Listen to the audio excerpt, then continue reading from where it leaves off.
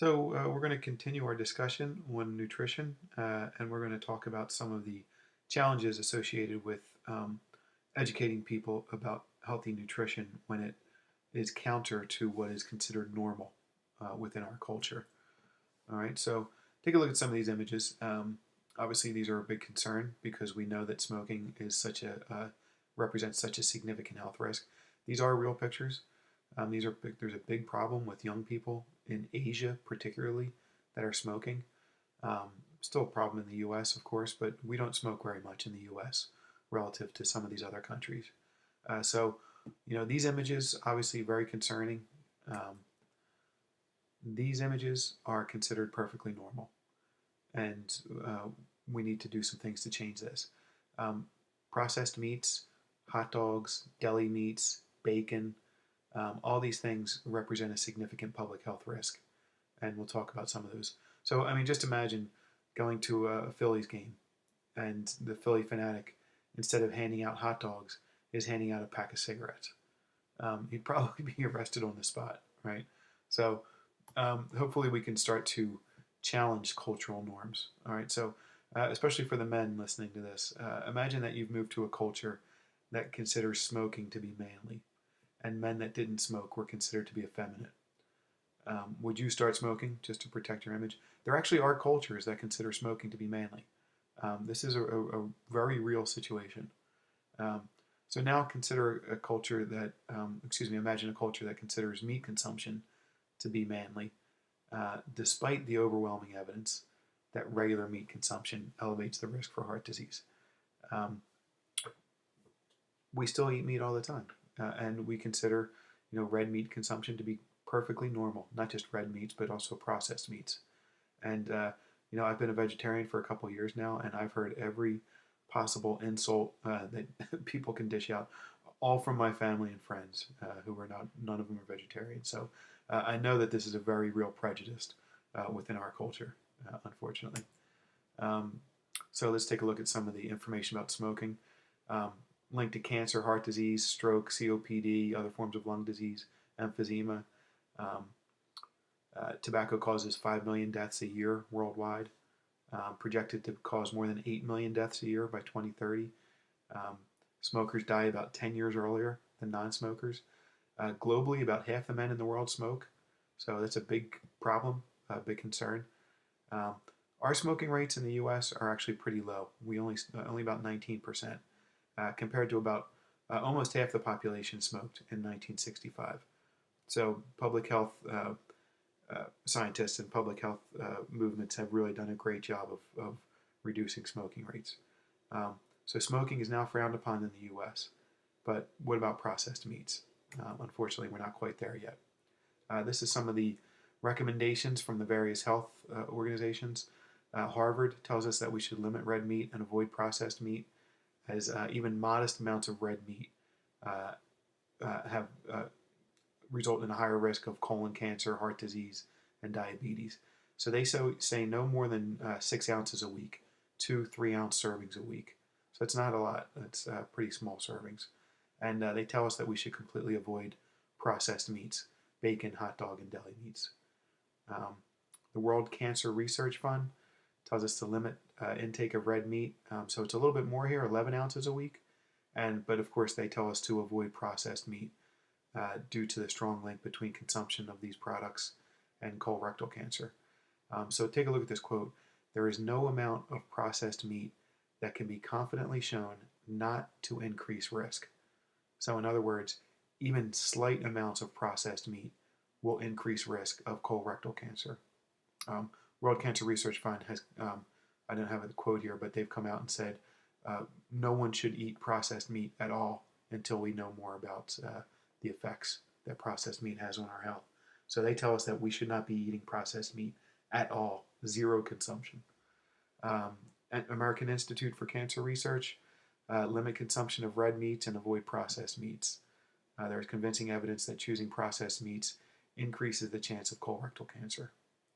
Um, Physicians Committee for Responsible Medicine, processed meats have been so strongly linked to colorectal cancer that no amount is considered safe for consumption. Even one hot dog per day can raise your risk of colorectal cancer by 21%. American Cancer Society. Approximately 1/3 of cancer deaths are due to poor nutrition. Consume a healthy diet with an emphasis on plant foods. Limit consumption of processed and red meats, as there is evidence that diets high in these products is associated with higher risk of gastrointestinal cancers. National Cancer Institute, limit red meat to 18 ounces a week, which is, again, triple what Harvard is telling us, but 18 ounces a week, and eliminate processed meat. Consume 6.5 cups of fruits and vegetables daily. So that's even more fruits and vegetables than Harvard recommends. Harvard says 9 servings a day. They're telling us 13 servings of fruits and veggies daily. So let's take a look at some of the research. Pregnant women that consume processed meat increase the risk of brain tumors in their children, which is the second most prevalent form of pediatric cancer. Children that consume high levels of hot dogs have nearly 10 times the risk of leukemia. Processed meat increases the risk of bladder cancer, endometrial cancer, prostate cancer, thyroid cancer, stomach, colon, rectal, pancreatic, lung, prostate, testicular, kidney, bladder cancer, leukemia, throat cancer, esophageal cancer, stomach cancer, colon cancer, rectal cancer. All right, so there's an overwhelming evidence that we should be avoiding processed meats. Not everybody agrees. Academy of Nutrition and Dietetics, that used to be called the American Dietetic Association. No consistent evidence links protein intake to increased or lowered risk of most cancers. So it's kind of interesting the wording that they use here. They use protein rather than meat, and part of the reason is that most people associate protein with meat consumption. But again, you can get protein from plant sources. So it's kind of interesting that they use the word protein rather than meat. Continue on. Some studies suggest a link between colon cancer and eating large amounts of red meat, especially processed meat, but this research is inconclusive. So this is the only group that's telling us that this research is inconclusive. And a big part of that reason is the funding that the Academy of Nutrition and Dietetics gets. They listed 38 food industry sponsors a few years ago, especially beef.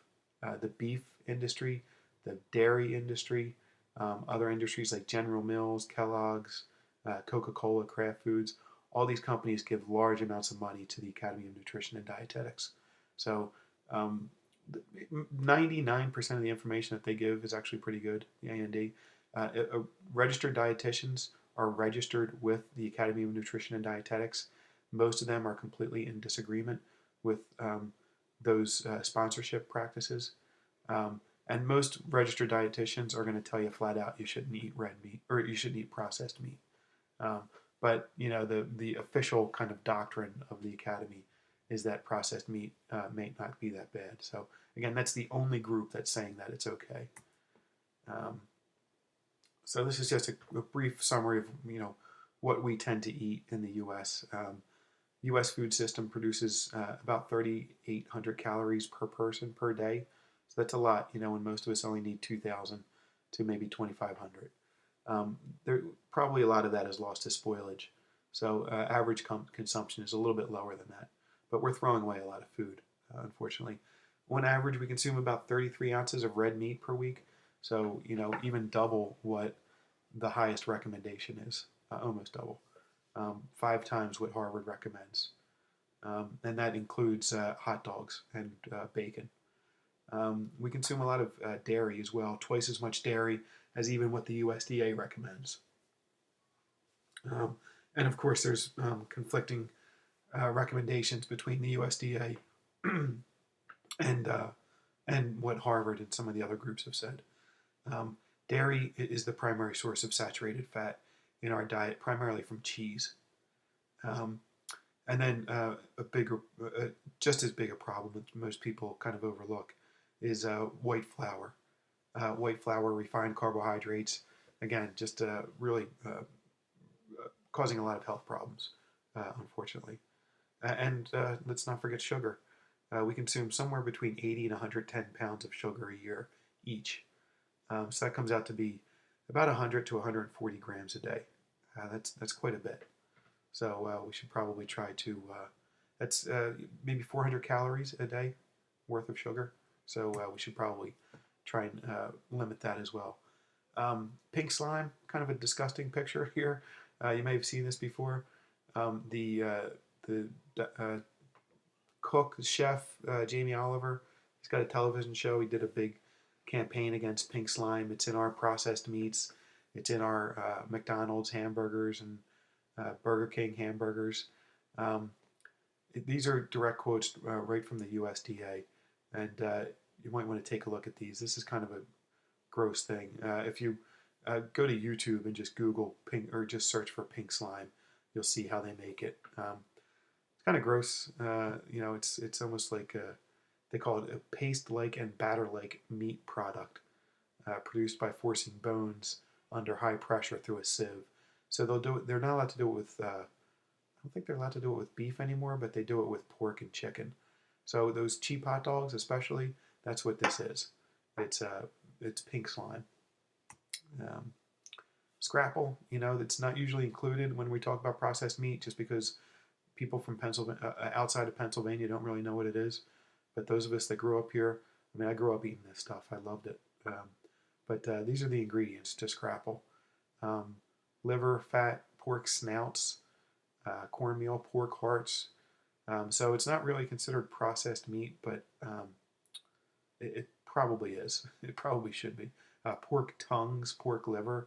So yeah, it's when you think about what's in there, it's a little concerning. So as far as cancer rates are concerned, um, you know, cancer rates peaked around the early 90s, 1990 to 1995, and they have come down a little bit.